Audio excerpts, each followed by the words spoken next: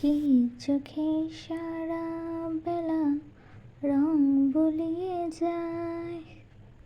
Good morning and welcome to এটি in my life blog. তো যথারীতি মাঝরাতে আমার মনে হয়েছিল যে হাতে একটু মেহেন্দি করব। তো করার কিছুক্ষণের মধ্যে এটা শুকিয়ে গেছিলো আর ভীষণ হাত কুটকুট করছিলো। তো আমার আর সকাল পর্যন্ত তর্স হয়নি, রাতেই শুরু করে দিয়েছি ঘষা। তো ঘষে ঘষে খানিকটা তুলেছিলাম। তো রং কিছুটা এমন ছিল। আর সকালে উঠেই আমার ভাই আমার হাতে জোর করে ওর পছন্দের কিছু বিস্কুট ধরিয়ে দিয়ে গেছিলো আর সাথে চা।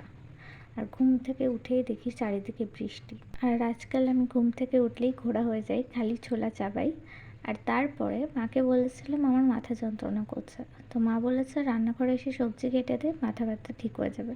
তো আসলেই প্রথমে কেওড়া কেটে নিয়েছিলাম, তারপরে এখানে আমার মাছ ভর্তার জন্য পেঁয়াজ, রসুন, টমেটো, কাঁচা লঙ্কা সমস্ত কিছু কুচিয়ে নিয়েছিলাম। আর তারপরে বানাচ্ছিলাম মোচা।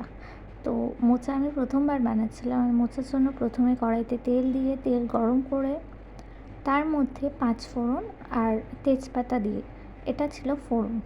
তো 5 ফোড়ন আর তেজপাতা দিয়ে ফোড়ন দেওয়ার পরে তারপরে কুচি করে রাখা পেঁয়াজ কুচি। আর এই পেঁয়াজ কুচিটা ততক্ষণ নাড়তে হবে যতক্ষণ না এটা একদম লাল লাল হয়ে যায়।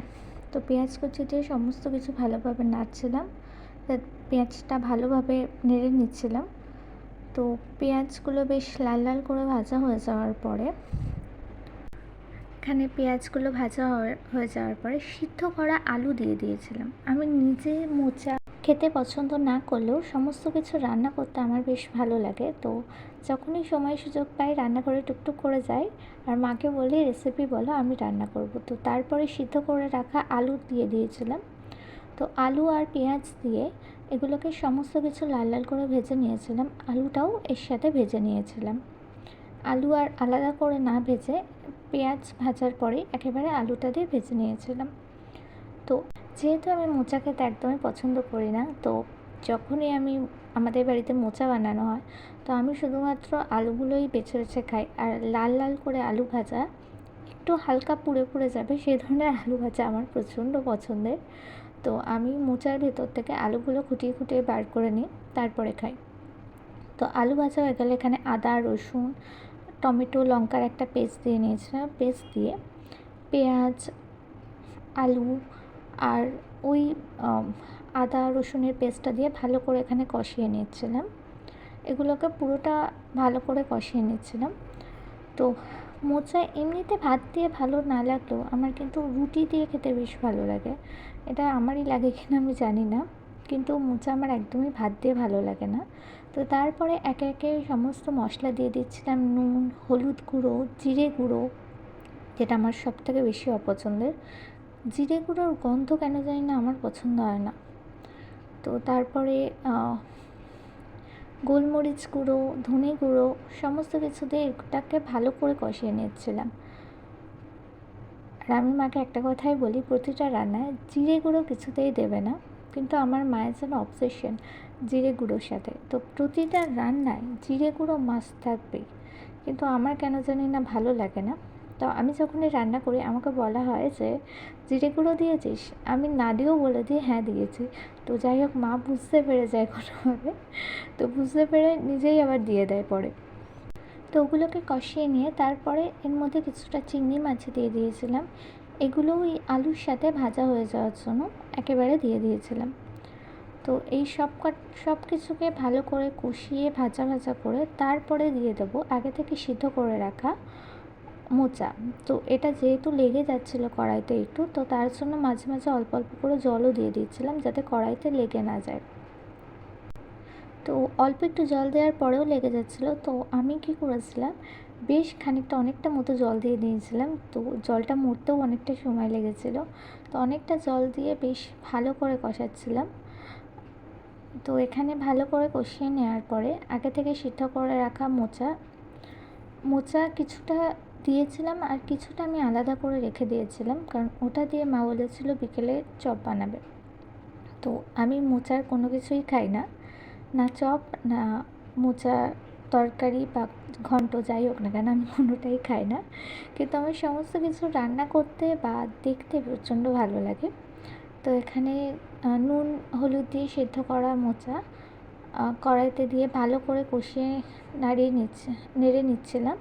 এটাকে ততক্ষণ পর্যন্ত নেড়ে নিতে হবে যতক্ষণ না পর্যন্ত এর ভিতর থেকে সমস্ত জলটা শুকিয়ে না যায় আর এটা একদম মাখা মাখা না হয়ে যায়, আর যতক্ষণ না আলুগুলো ভালোভাবে ভাজা ভাজা হয়ে যাবে তো ততক্ষণ পর্যন্ত এটাকে নাড়িয়ে নিতে হবে।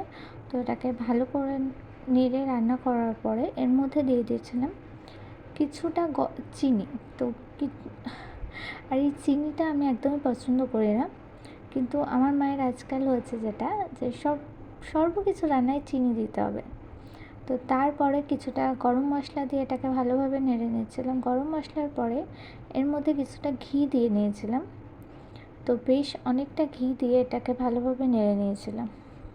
এটাকে ভালোভাবে নাড়াচাড়া করার পরে, আর এখানে ঘিটা হচ্ছে একটা বাটিতে ছিল আর সেটা জমাট হয়ে গেছিলো, তো উপর থেকে ছুঁড়ে ছুঁড়ে দিচ্ছিলো। তো এখানে আমার মোচার ঘন্ট রেডি। আর এদিকে ছিল চাল আর ডাল ভেজানো। এটা গোবিন্দভোগ চাল এবং ডাল ভেজানো ছিল। এটা দিয়ে নাকি বড়া তৈরি হবে, বড়া বা চপ যাই হোক। তো তার জন্য আগে থেকে এখানে ভিজিয়ে রেখেছিল। আর এদিকে আমি বিড়াল বসেছিলাম মাছের কাঁটা বাছতে।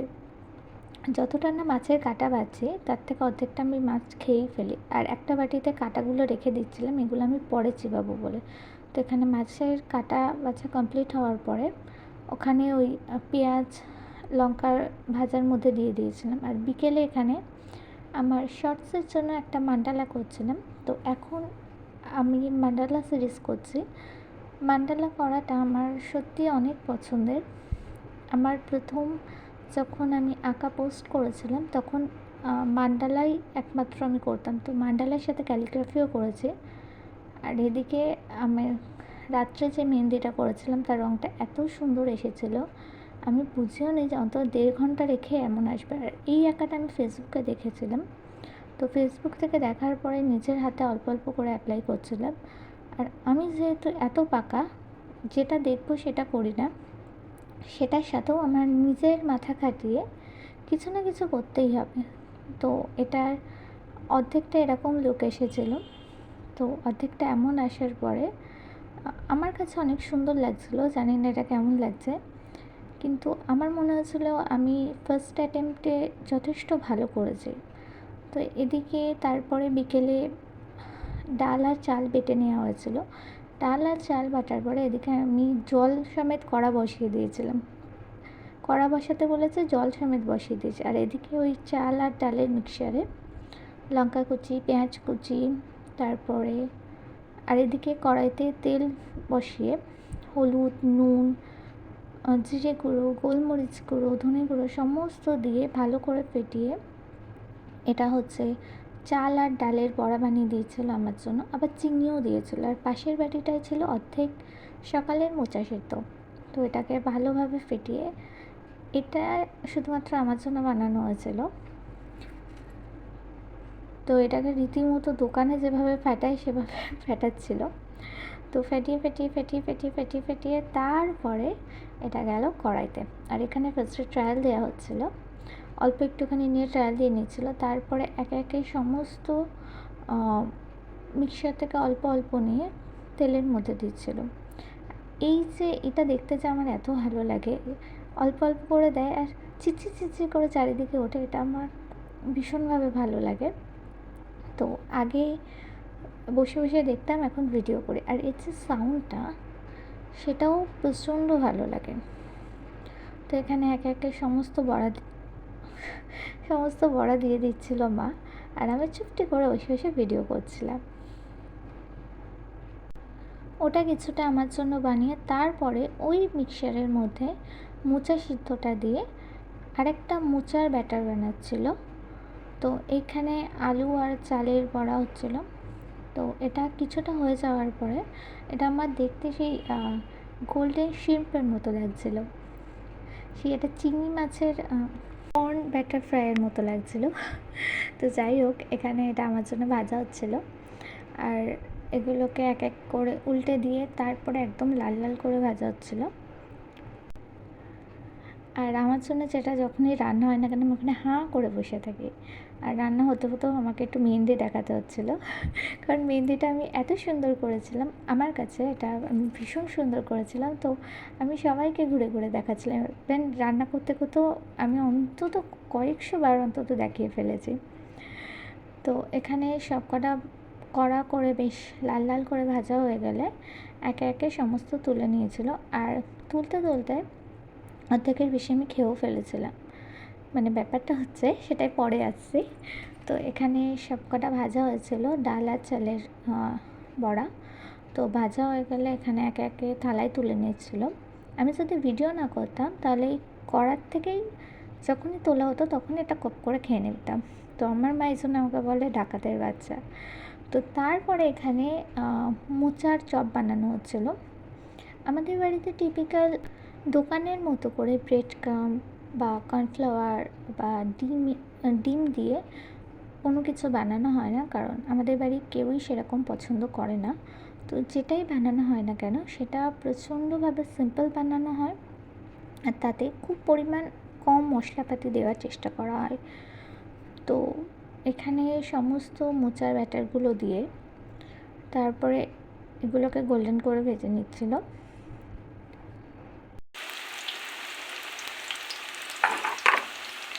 ওগুলোর একদিক ভাজা হয়ে গেলে ওগুলোকে উল্টো দিকটা ভালো করে ভেজে নিচ্ছিল, কারণ এটা ভাজার সময় আমি দেখছিলাম যে অনেকটা সময় লাগছিল। আমি জানি না প্রত্যেকটা চপের ক্ষেত্রে এতটা সময় লাগে কি না, তো এটার ক্ষেত্রে অনেকটা সময় লাগছিলো। আসলে এটা আমার জন্য নয়, তো সেই জন্য বোধহয় আমার বেশি সময় লাগছিলো। তো এগুলোকে উল্টে পাল্টে ভালো করে লাল লাল করে ভেজে নেওয়া হয়েছিল। ভেজে নেওয়ার পরে তুলে নিয়েছিল। তো যখন তুলে নেওয়া হয় তারপরে আর আমি এখানে একটা ডালের বড়া খাচ্ছিলাম, ওদিকে মোচার চপ ভাজছিল আর আমি এদিকে ডালের বড়া খাচ্ছিলাম। আর এই মোচার চপ ভাজা শেষ হতে হতে আমি অর্ধেকের বেশি ডালের চপ খেয়ে নিয়েছিলাম। তো এটা যখন ভাজা হচ্ছিল, তো এটা হচ্ছে সেকেন্ড বার, প্রথমবারটা ভাজা হয়ে গেছিলো আর এটা হচ্ছে সেকেন্ড বার ভাজার সময় গ্যাসটা বেশ লো ফ্লেমে দিয়ে ভাজছিল, কারণ এটায় অনেকটা পরিমাণ সময় লাগছে আর এটাকে বোথ সাইড ওলট পালট করে না দিলে এটা পুরোপুরিভাবে সিদ্ধ মানে পুরোপুরিভাবে ভাজা হচ্ছে না। কারণ ফার্স্ট টাইম যেটা করেছিল ওটাকে এদিক ওদিক অল্প অল্প করে ভেজেছিল। তো অল্প অল্প করে ভাজার ফলে পুরোপুরিভাবে ভাজা হয়নি, ওগুলোকে আবার পরে আরেকবার ভাজা হয়েছিল। তো এখানে লো ফ্লেমে এগুলোকে লাল লাল করে ভাজা হয়েছিল। যখন ভাজছিল আমি বলছিলাম এগুলো মনে হচ্ছে পুড়েই গেছে, এতটা লাল, কিন্তু এগুলো প্রচণ্ডভাবে ক্রিস্পি হয়েছিল। আর এদিকে চপ আর বাইরে বৃষ্টি। তো তখনও বেশ আলো ছিল। আর এখানে আমি দেখছিলাম আমার আঙুলগুলো ফাঁকা। তো হাতে মেহেন্দি পরার পরে ইচ্ছা হচ্ছে যে আঙুলগুলোতেও আমাকে পরতে হবে, কারণ আঙুলগুলো ফাঁকা ফাঁকা রয়েছে, কেমন বাজে দেখাচ্ছে। তো আঙুলগুলোতেও আমাকে পরতে হবে। তো আমি এমন হাত মুঠো করে দেখছিলাম যে আঙুলে কি পরতে হবে, না পরলে কি ভালো লাগবে না। তো এভাবে ওলট পালট করে আমি দেখছিলাম। তো তারপরে কুটুর কুটুর করে আমি আঙুলগুলোতেও পরে নিয়েছিলাম। তো তারপরে বেশ কমপ্লিট একটা লুক লাগছিলো। তো আজকের মতো টাটা, সবাই ভালো থাকবেন, আবার দেখা হবে কাল সকাল 9টায়।